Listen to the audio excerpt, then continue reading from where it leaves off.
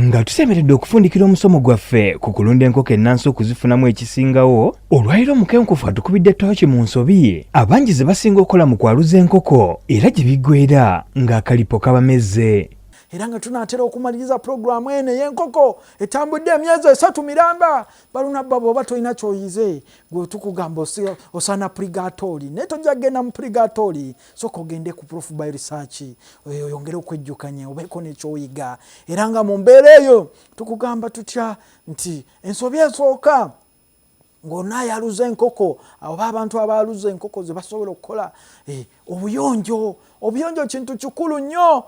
Obuyonjo kintu kikulu nnyo n'olwekyo incubator y'eno olina ogisiimuula tulina wano kye bayita sanitizer eno incubator gikwate ogisiimuule bulungi nnyo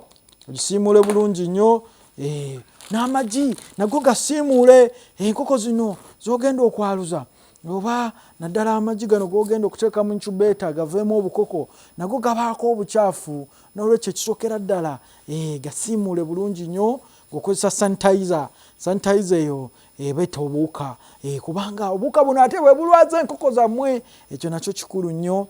Ekyokubiri olina okumanya nti kandolingi kintu kikulu nnyo.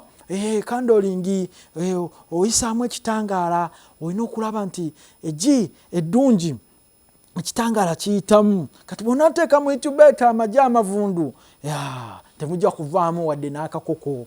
Ekyokusatu ebbugumu likulu nnyo. Enkoko zino tuzaaluliza ku temperature eri 37.5 37.5 era lyebbugumu lyerimu enkoko zino kwe zimaamirira. Ebbugumu bw'ogenda waggulu ennyo ebbugumu amagi gasiriira busirizi ate bw'oba ku bbugumu erya wansi gavunda buvunzi. Ekyo kikulu nnyo.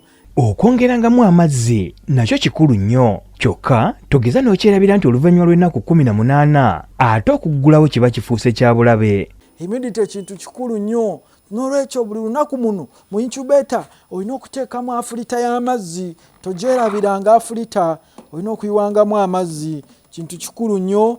Amazzi gano oba humidity egonza shell eno n'olwekyo tewerabiranga okuteekamu amazzi okumala ennaku 18 kwe tukoma okuteekamu amazzi buli lunaku ng'oteekamu afulita. Jjukira n'incubator eyaluza enkoko 6 bagiyita basooka kwavula oluvannyuma ne badduka. Ekyokutaano kyotalinanga kwerabira toggulangawo incubator eno ennaku 3 ezisembayo. Bw'omala okuteekamu hafu lita y'amazzi ku lunaku olw'18 waba wabulayo ennaku 3 obukoko bufulume.